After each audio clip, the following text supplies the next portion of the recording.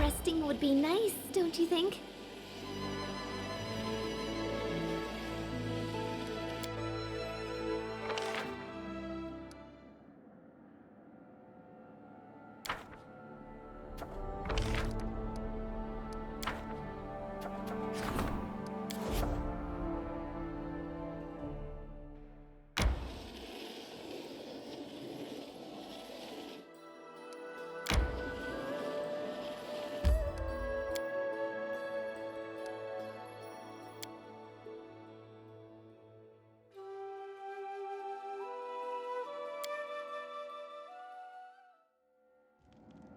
Your Grace, I just realized that I won't be calling you that much longer.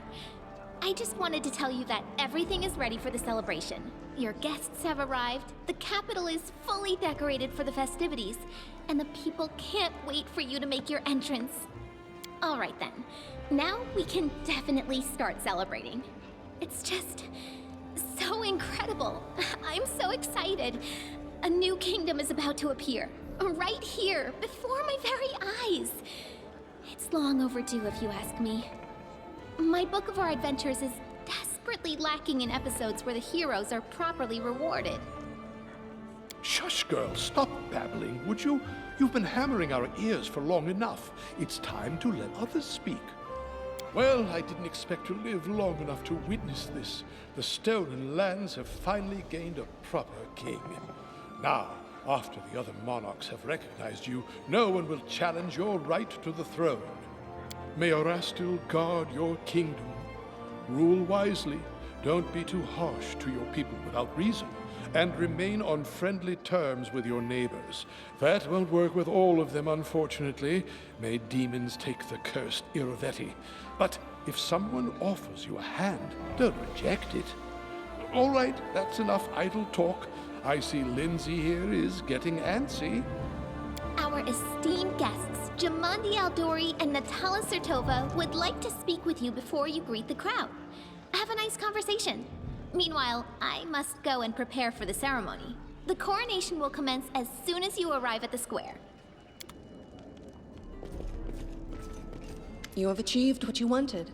Your kingdom will be our common ally, and a guarantor of future peace. It's an unusual twist, but it's not the first unusual thing to happen since your appearance in Brevoy's political arena.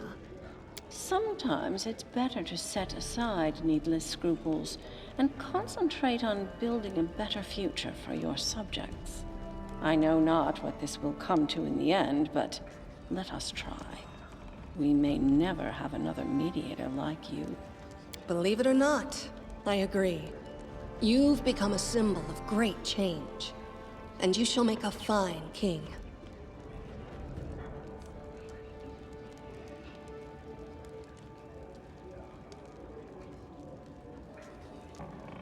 It's impossible to pacify all the stolen lands in but a few years. Chaos has reigned here from the beginning of time, but you'll manage, I'm sure of it. Our states are related today and for years to come. I support your ascent to the throne, but you must understand, that this imposes upon you some obligations as well. Think carefully before you answer. Your words will define how close our states become in the future.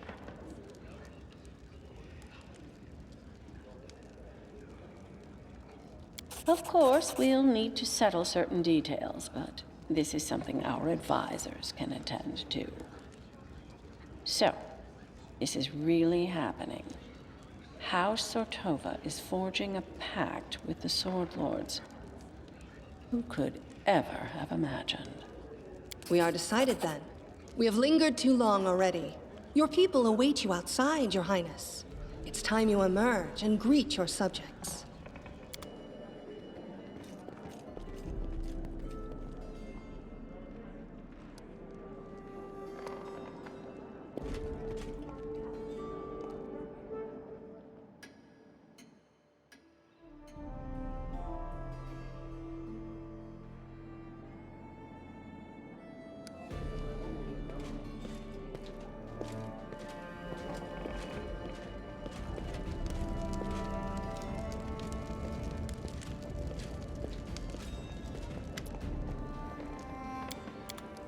It is done.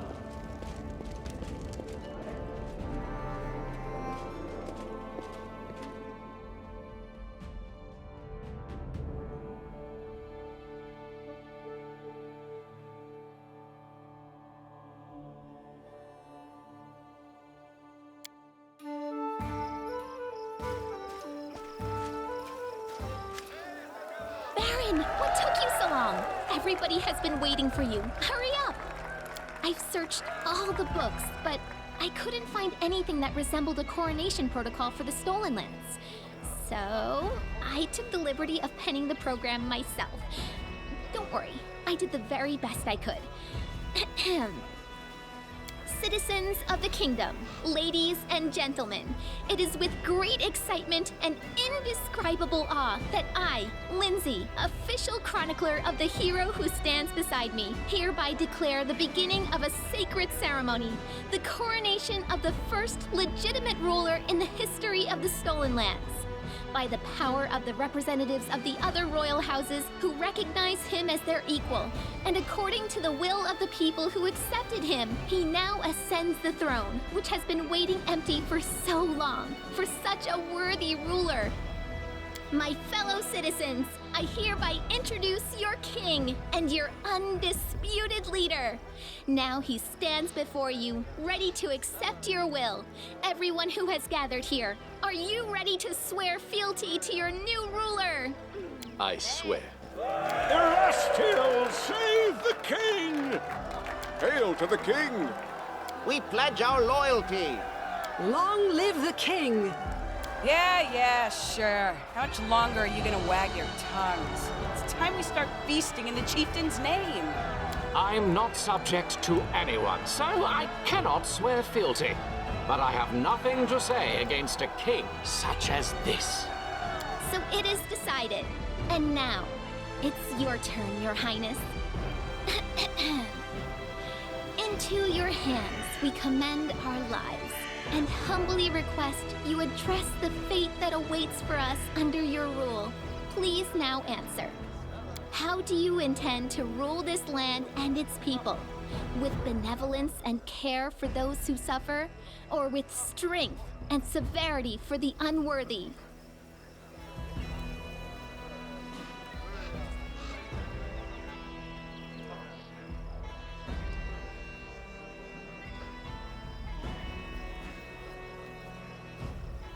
Will you honor the old ways and traditions, which spread through these lands long before your time?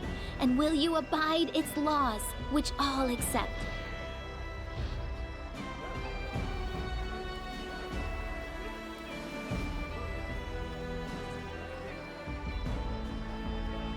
And finally, what will be the motto under which you shall rule? Proclaim it now for us to witness, and we shall etch this solemn moment into our hearts.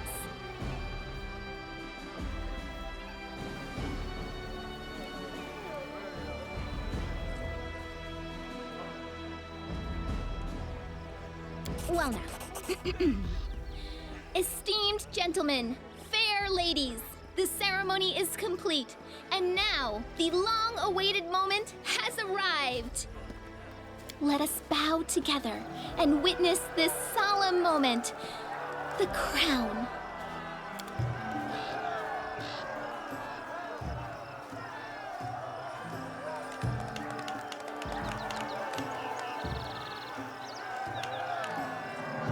Speech, Your Highness. According to tradition, we need a speech.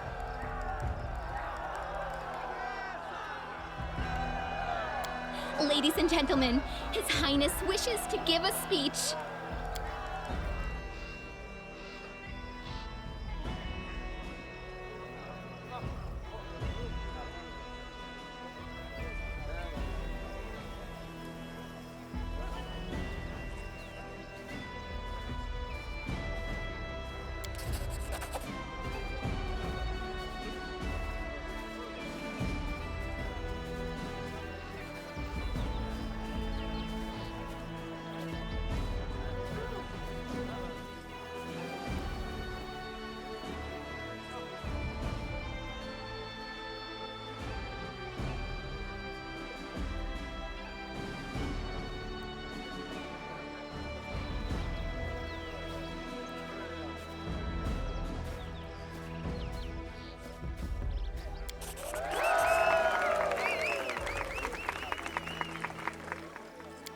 Goodness, Your Highness. I always knew you were a man of many talents, but your gift of eloquence is without equal. The king has spoken! Hail to the king! Hail to the king! Let His Highness's name be praised throughout the century. Hail to the kindest ruler in all the lands! What passion! What intensity! Indeed, the Rushlight tournament would be incomplete without your participation. Listen to me. By His Highness's declaration, the celebration has begun. We've heard enough speeches. Now let us enjoy the feast and raise a toast to the health of our king.